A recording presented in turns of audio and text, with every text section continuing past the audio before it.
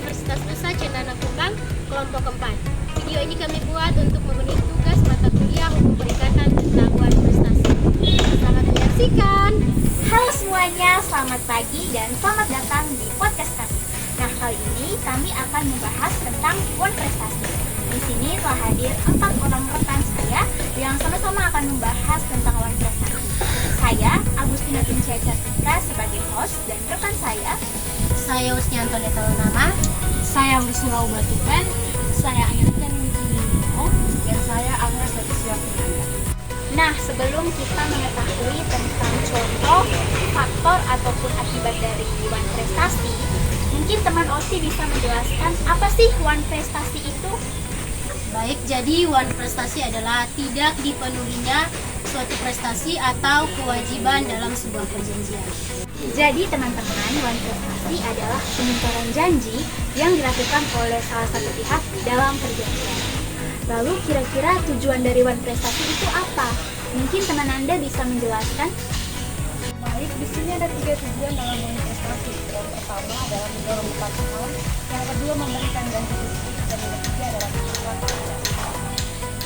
Jadi teman-teman, seperti yang sudah dikatakan oleh Nanda bahwa tujuan Wan Prestasi itu ada 3. Salah satunya adalah ganti rugi.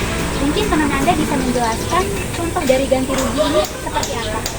Baik, saya akan menjelaskan contoh dari ganti rugi. Di sini ada 2 ganti rugi. Yang pertama adalah ganti rugi material. Ganti rugi material ini adalah penggantian kerugian atas apa yang telah dikeluarkan oleh debitur terhadap uang prestasi dari debitur sendiri. Dan yang kedua adalah ganti rugi material, yaitu penggantian atas keuntungan yang hilang akibat dari debitur dari debitur. Baik, kita akan masuk ke pembahasan berikutnya mengenai contoh dari Wan Prestasi. Mungkin teman Osi bisa menjelaskan apa saja nih contoh-contoh dari Wan Prestasi. Jadi contoh kasus Wan Prestasi yang sering kita temui yaitu yang pertama, tidak melaksanakan janji. Misalnya, salah satu pihak berjanji untuk mengembalikan pinjaman tetapi dia tidak mengembalikannya. Yang kedua itu terlambat memenuhi janji. Misalnya, seseorang membayar utang tetapi lewat dari tanggal yang telah ditentukan. Dan yang ketiga yaitu tidak sesuai kesepakatan. Misalnya, seseorang meminjam uang 2 juta tetapi pada saat mengembalikannya, dia cuma mengembalikan 1 juta rupiah. Jadi teman-teman, itulah contoh dari Wan Prestasi. Ada 3, yaitu tidak memenuhi janji, terlambat memenuhi janji, dan tidak sesuai kesepakatan. Lalu apakah dalam Wan Prestasi ini ada faktor-faktor yang menyebabkan Wan Prestasi itu bisa terjadi? Jadi faktor-faktor yang menyebabkan Wan Prestasi itu yang pertama, kelalaian salah satu pihak.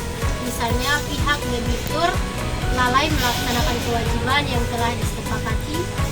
Yang kedua itu bisa jadi karena faktor kondisi pemaksaan, di mana terjadi karena bencana alam ataupun faktor lainnya yang berada di luar kendali. Yang ketiga yaitu sengaja melanggar perjanjian. Secara sadar atau tidak sadar, salah satu pihak sengaja melanggar perjanjian yang telah disepakati.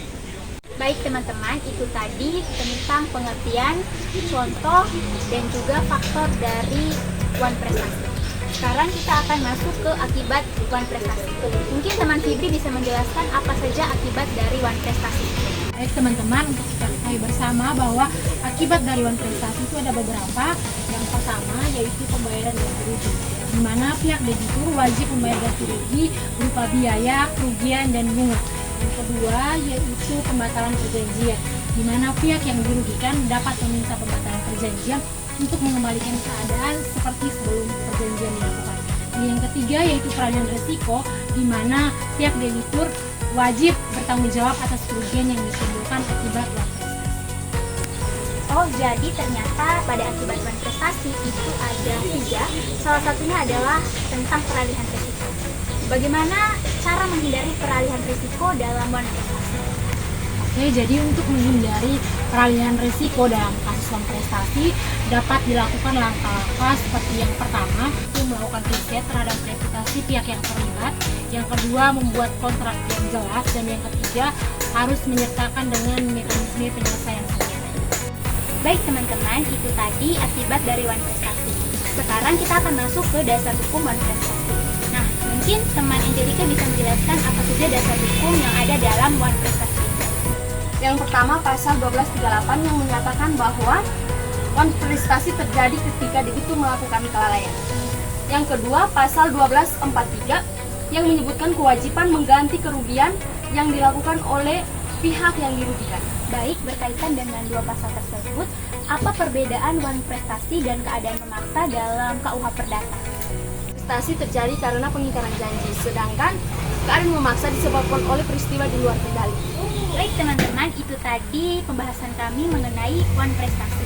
Kesimpulannya adalah wan prestasi merupakan bentuk pengingkaran janji yang dilakukan oleh salah satu pihak, baik atas kesengajaan ataupun dalam keadaan tertentu yang diatur dalam pasal 1238 dan 1243 KUH Perdata. Terima kasih sudah menyaksikan. Kami dari kelompok 4 pamit undur diri. Dadah!